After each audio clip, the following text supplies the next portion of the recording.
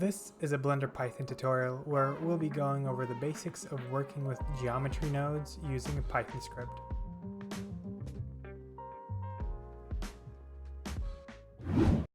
Hey, I'm Victor Stepanoff. I'll be guiding you through this Blender Python tutorial. Today we're going to be creating this scene right here. It's a subdivided and triangulated cube with the faces split by their edges and then scaled a bit down. All of this will be created with a geometry nodes network. It will be created with a Python script, so let's get started. To quickly start iterating on our script, I've provided some helper code for us to start with. You'll find a link in the description under initial code. Open that link in your favorite browser, hit raw, select all that code, and copy it. Now head back into Blender and click on the geometry nodes workspace. Then replace the spreadsheet with the text editor and hit new right here and then paste in the code you just copied. This code contains some helper functions that will allow us to quickly iterate, for example, like cleaning the scene each time we run the script. So let's go ahead and execute this script by hitting this button right here. And as soon as I run the script, you'll see all the objects disappear from the scene. And that's it. We'll be filling out this function right here with the code. The very first thing that we need to do is we need to add a mesh that we'll be adding our geometry nodes to. I'm just going to go over and hover over the 3D viewport and hit Shift A and then select any mesh because we're going to be just using the geometry node cube node that will add the cube for us. So it doesn't really matter which mesh this is. I'm just going to add a plane. And also I'll go ahead and hit this new right here to create a new geometry nodes modifier. And I'll head on over to the scripting workspace for a second and then copy from the info panel down below these two last commands that we've executed, which is the add plane and then add the geometry nodes modifier. I'll go back to the geometry nodes workspace and then paste in the code right here. I'll remove all the parameters from the primitive plane add function and that's it. So let's go ahead and, first of all, let me comment this out and run the script, and you can see nothing is there, right? It just cleared the scene. Now I'll uncomment this and run the script, and now you can see we have a plane and then a geometry nodes network right here. The next thing that I'll do is I'll grab the node network from the geometry nodes modifier. So I'm accessing the data, and in particular, this is that node network that's behind our modifier that we just added. And I'm creating a new variable called node tree that'll be containing our node network, and we'll be adding our nodes into that. I'll go ahead and start creating a new function up here that I'll call update Geo Node tree, and I'll pass in this node network into that function like so. And I'll go ahead and call that function right here.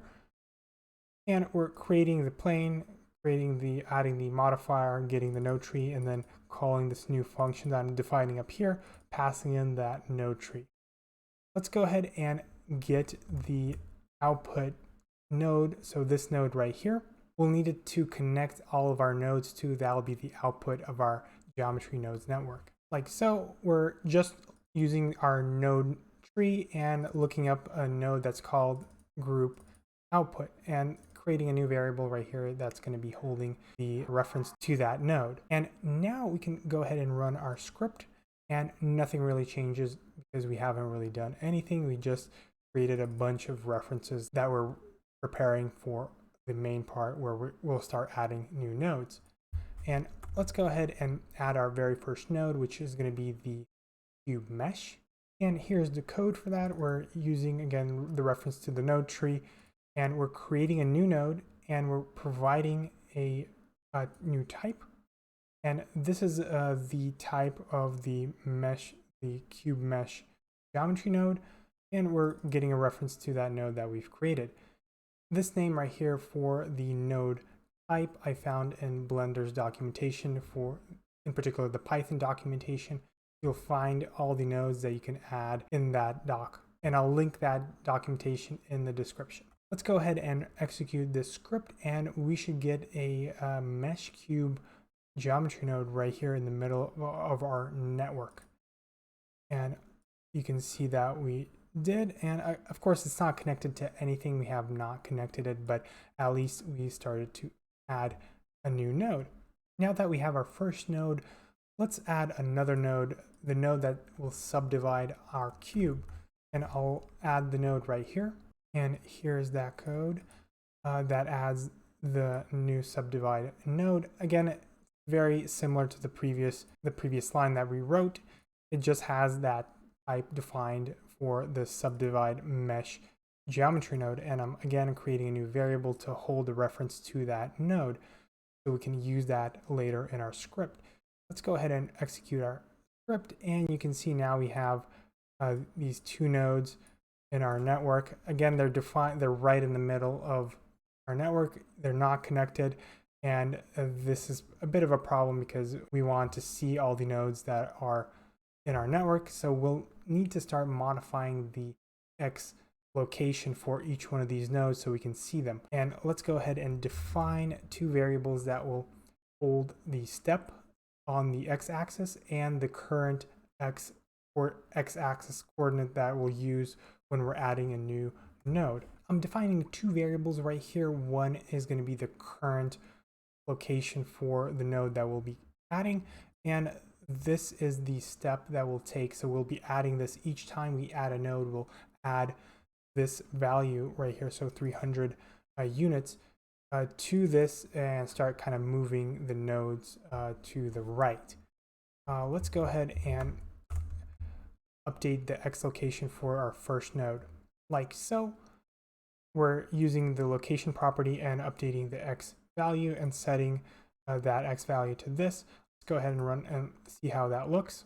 And you can see that the node slightly moved to the right, and that is great, but both of them are overlapping still. We need to update this right here, so I'll add this value, and now I can set the location for our next node. So I'll update that, run the script, and you can see that we're updating the location for both of our nodes now. But we still have a problem with our group output. Let's move that as well. So let's add another line right here that updates the current location. And since we have a reference to our output node, we can go ahead and update the location for that as well, like so.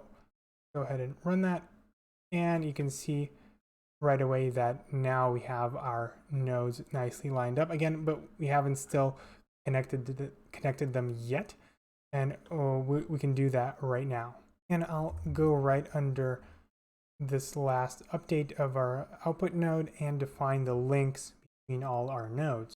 And I've created two variables right here that just reassign the cube mesh node and the subdivide mesh node. And I'm just using this just for more of a documentation. So this is the from node and this is the to node, just so people, when they'll be reading this code, they'll see that, okay, this is going from one to another.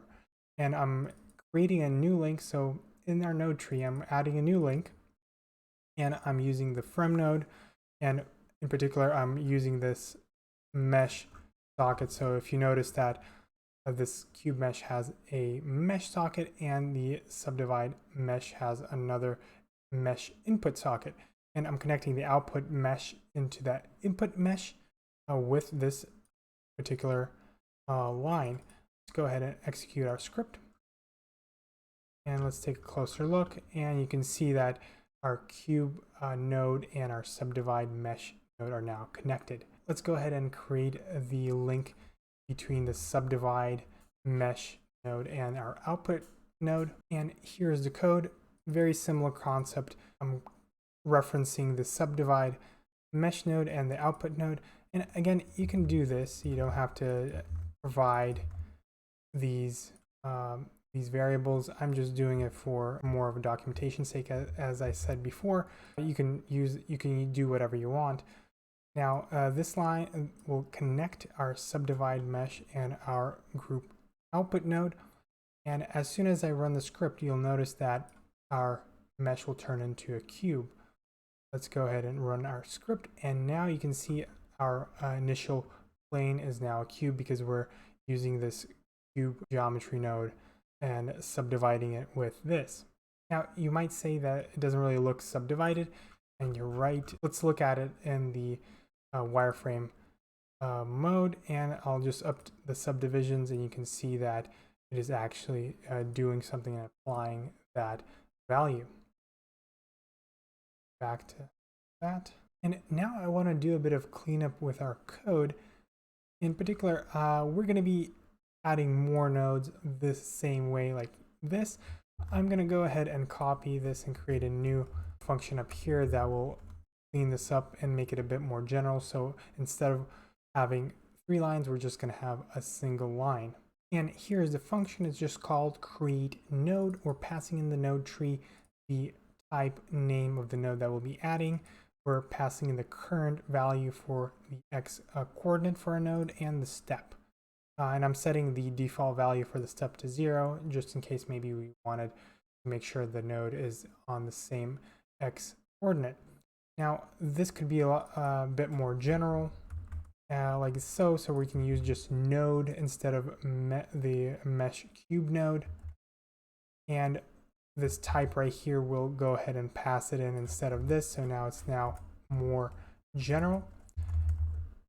And we'll be returning the node itself and the next location. With Python, you can return multiple things from a function, and this is exactly what we're doing here. Let's go ahead and replace this right here. So I'll pass in the type name right here like that. I'm gonna go ahead and leave that as is. The node tree is that. And now, since we're gonna be creating the mesh node, we're passing in, remember we're returning the node and the x coordinate as well. And now we're a bit running out of space here.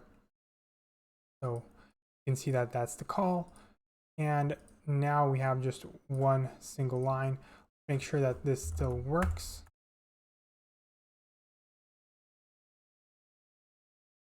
I'll just move it right here so you can see that something will be updated, and you can see those 2 nodes were recreated, and that means that this code is working as expected. I'm going to go ahead and write a documentation string right here to make sure that people know what this function does. And here's the documentation string, pretty straightforward, just to remind me or someone else who's reading this code what this function actually does. Right, let's go ahead and replace the subdivide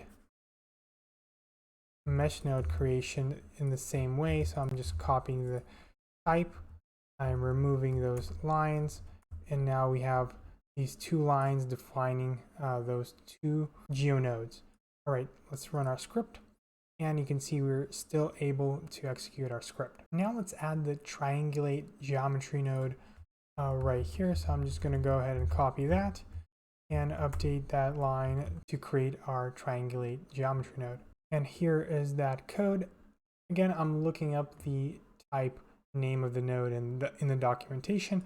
It's going to be geometry node triangulate, very similar to the previous lines above. And let's go ahead and run our script.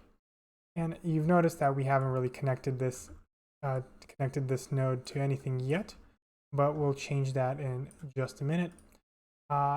Since you can see that the triangulate node has a mesh in input and output, and basically we're going to be connecting these nodes again from one mesh socket into another mesh socket, and I actually want to create a separate function to define this connection. So I'll go up here and define that function for us.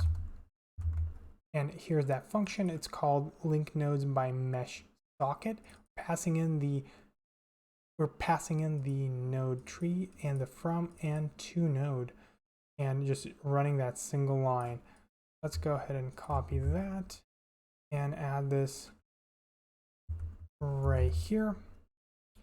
And we can actually use this equal sign to denote what is going into what. So this mesh cube node is going to be the from node, and the to node is going to be subdivide node. Let's go ahead and delete that, rerun our script, and you can see that our cube and subdivide mesh node are still connected. And now let's define our next link. So the subdivide mesh node is going to be our from node, and then our triangulate node is going to be our to node. And also, since we're moving this triangulate node in between the output and the subdivide mesh node, the from node right here, the last link, is going to be the triangulate node. Let's go ahead and run our script, and now you can see our triangulate node is now connected to the network. Let's go ahead and check out our mesh in wireframe mode, and you can see now it's triangulated. Let's bump up the subdivisions, and you can see this is working as expected. Now let's add two more nodes, which is going to be the split edges geometry node and the scale elements geometry node. And we'll go right here and define those two geometry nodes. And here's the code for those two geometry nodes, and here is the geometry node split edges, again from the documentation, getting that name, and the scale elements node. Let's go ahead and execute our script, and you can see that we have the split edges and the scale elements. And notice that we can reuse our link nodes by mesh socket between the triangulate and split edges. Let's go ahead and do just that. I'm going to remove this line. So I'm just going to group this visually. Triangulate will go here, and the split edges will go here. So watch as I rerun the script, and now we have our triangulate node connected to the split edges. Okay, next we need to connect our split edges to the scale elements, and this is going to be a mesh socket connected to a geometry socket, so we'll need to just create another node right here, and we're taking the split edges and connecting it to the scale elements node. So that should work. And now finally we need to connect, well, let's run that. You can see now that's connected, and now we need to connect the scale elements and the group output. So this is going to be the scale elements, is going to be the from, and since the scale elements has a geometry output socket, we need to update this, right? Because this is the output. And now let's go ahead and run that, and you can see nothing really changed because we haven't really scaled. You can't really see how the faces are split up just yet. And okay, now this is coming together. And if you're enjoying this tutorial and learning something new, make sure to hit the like button. Okay, now let's update the values of our geometry nodes. In particular, let's update the subdivide mesh value. So I'm going to bump up the levels right here, and I'm going to go into the scripting workspace, down into the info panel right here, copy that piece of code, go back, find the definition of our subdivide mesh geometry node. And so this right here is the same exact thing as, so this is another kind of path to that object, and that right here, so subdivide, and I can use this, so inputs, so it's the input sockets, mesh is the input 0, and levels is the input 1. And you can actually use a piece of text to denote this, like so, and this will be exactly the same thing. Let me go ahead and set this to 4 and rerun the script. And look at that. Now that's set to 4 through our Python script. And let's also update the scale elements. And I'm going to set the scale to 0.8, like so. Let's actually make this a bit more visible. And let's go into the scripting workspace again. Let's go ahead and copy that command, find our scale elements, paste that in. Again, all of this is the same, so that is exactly the same thing as this. And again, we're using the 0, 1st, 2nd input, so this is the 2nd input and it's called scale. Let's write a piece of text that represents that, like that. And let's go, I don't know, set it to 0.7 so you can see this updated with our Python script. And look at that. Then I'm going to set this to 3, and I'm going to hit Control Space to take a closer look. And you can see how all the faces are split up and scaled down. And you know what's missing from this is a solidify modifier. Let's go ahead and select our mesh here, and let's add a new modifier and solidify. All right, let's closer look. Okay, that looks a lot better. Okay, cool. Now let's go ahead and copy the code for that solidify. So again, in the info panel from the scripting workspace, I'm going to head back, and you know what, I'll add it in the create centerpiece right after the update. So this is the function that we use to add all our geometry nodes, and right after that I'm just adding this right here. I'm going to comment this out so you can see no solidify modifier, right? Nothing. Right, go back, uncomment, run it, and look at that. Okay, I'll post the final code for this particular script in the description. In the next video, I'll show you how you can animate and loop the scale of the scale elements geometry node. So make sure to check it out right here. For more tutorials like this, make sure to subscribe, and thank you so much for watching.